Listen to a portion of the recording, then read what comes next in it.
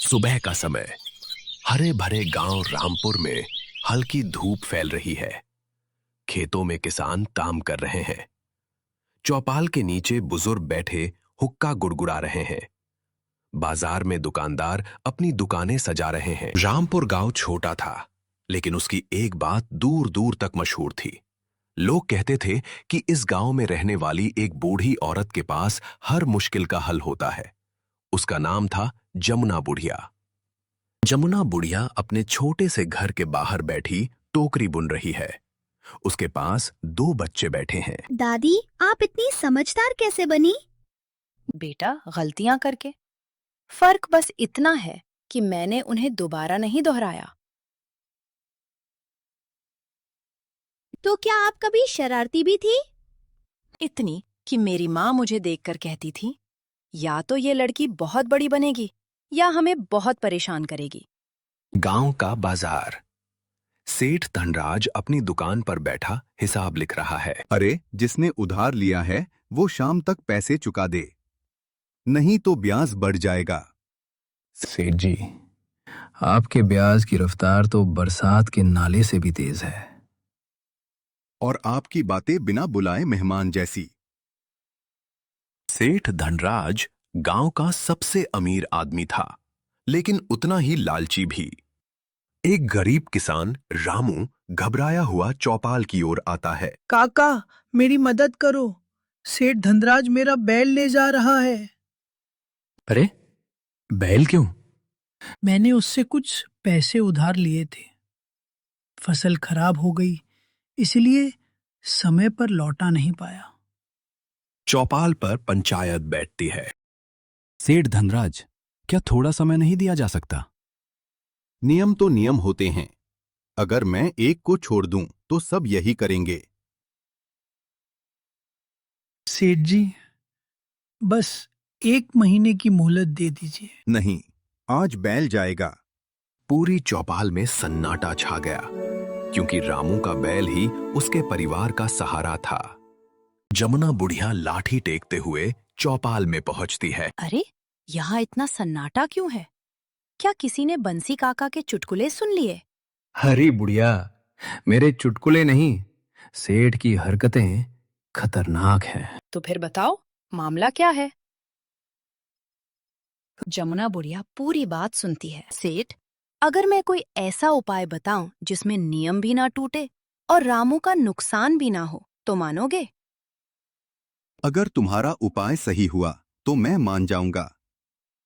और अगर गलत हुआ तो बुढ़िया हमें अपनी मशहूर खिचड़ी खिलाएगी। काका, मेरी खिचड़ी खाकर तुम 2 दिन और बोल नहीं पाओगे। उसी समय एक साधारण कपड़े पहने यात्री चौपाल के पास आकर बैठता है। वह वास्तव में भेष बदलकर आया राजा वीर प्रताप है। देखते हैं, इस बुढ़िया की बुद्धि की चर्चा सच है या सिर्फ कहानी। महाराज, मुझे तो ये बुढ़िया साधारण लगती है। अक्सर सबसे असाधारण लोग साधारण ही दिखाई देते हैं। जमुना बुढ़िया जमीन से 2 कंकड़ उठाती है। सेठ, इन 2 कंकड़ों में से एक सफेद और एक काला होगा। रामू का बेटा इनमें से एक कंकड़ निकालेगा। और इससे क्या होगा? अगर सफेद निकला तो कर्ज माफ, अगर काला निकला तो बैल तो। सेठ धनराज मुस्कुराया। उसे लगा कि जीत उसी की होगी, लेकिन किसी ने ये नहीं देखा कि उसने चोरी छिपे 2 काले कंकड़ ही थैली में डाल दिए थे। रामू का बेटा तापते हाथों से थैली में हाथ डालता है। हे भगवान! बेटा, अगर डर लग रहा हो तो मेरी आंखें बंद कर देना। घबराओ मत, कभी कभी बुद्धि वहां रास्ता बना देती है जहां किस्मत हार मान लेती है। लड़के ने थैली से कंकड़ निकाला, लेकिन तभी उसके हाथ से वह कंकड़ नीचे पड़े बाकी कंकड़ों में गिर गया। क्या जमुना बुढ़िया सेठ की चाल पकड़ पाएगी? क्या रामू अपना बैल बचा पाएगा? राजा अपनी असली पहचान कब बताएंगे? और कैसे एक बुढ़िया की चतुराई पूरे गांव के लिए मिसाल बन जाएगी। चौपाल पर पूरा गांव जमा है। रामू का बेटा घबराया हुआ खड़ा है। नीचे गिरे कंकरों के बीच वो कंकर खो चुका है जो उसने थैली से निकाला था। सेठ धनराज के चेहरे पर आत्मविश्वास है, जबकि जमुना बुढ़िया शांत दिखाई देती है। जिस कंकड़ पर रामू के परिवार का भविष्य टिका था, वो अब बाकी कंकड़ों के बीच खो चुका था।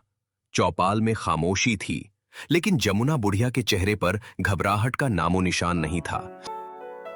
अब क्या होगा? कंकर तो खो गया।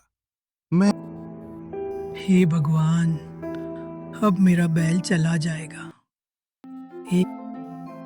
अगर भगवान व्यस्त हो तो बुढ़िया को ही देख लेते हैं। जमुना बुढ़िया धीरे धीरे थैली उठाती है। अरे इसमें चिंता की क्या बात है? मतलब? जो कंकड़ नीचे गिरा था उसका रंग पता करना मुश्किल है, लेकिन थैली में जो कंकड़ बचा है उसे देखकर हम समझ सकते हैं कि निकला हुआ कंकड़ कौन सा था। अरे वाह, ये तो सही बात है। जमुना बुढ़िया थैली से बचा हुआ कंकड़ बाहर निकालती है। वह काला कंकड़ है। अरे ये तो काला निकला। तो साफ है कि जो कंकड़ लड़के ने निकाला था वह सफेद रहा होगा। ये कैसे हो सकता है? मतलब मेरा कर्ज माफ? बिल्कुल, जैसा नियम तय हुआ था। सेठ धनराज के माथे पर पसीना आ जाता है। गांव वाले एक दूसरे की ओर देखने लगते हैं। सेठ समझ चुका था कि उसकी चालाकी उसी पर भारी पड़ गई है। अगर वो सच बोलता तो उसकी बेईमानी सबके सामने आ जाती। अगर चुप रहता तो उसे हार माननी पड़ती। मैं क्या हुआ सेठ जी, आपकी जुबान पर भी ब्याज लग गया क्या?